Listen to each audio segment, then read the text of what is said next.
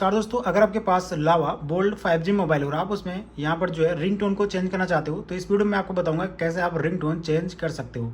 तो चलिए वीडियो को स्टार्ट करते हैं। तो सबसे पहले आपको क्या करना है, फ़ोन की सेटिंग में आना है और यहाँ पे साउंड एंड वाइब्रेशन का एक ऑप्शन दिखाई देगा, इस पर क्लिक करना है।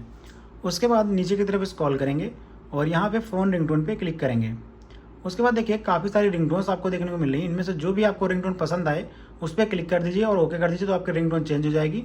लेकिन अगर आपको यहाँ पर जो है अपने किसी गाने को लगाना है, अगर आपके फ़ोन में कोई भी गाना पड़ा हुआ है तो यहाँ पर ऐड रिंगटोन पे क्लिक करना है और आपके फ़ोन में जितने भी गाने पड़े होंगे वो दिख जाएंगे। इनमें से सेलेक्ट कर सकते हो और उसके बाद आपका गाना भी सेट हो जाएगा। तो इस तरीके से गाइज आप यहाँ पर जो है रिंगटोन को चेंज कर सकते हो।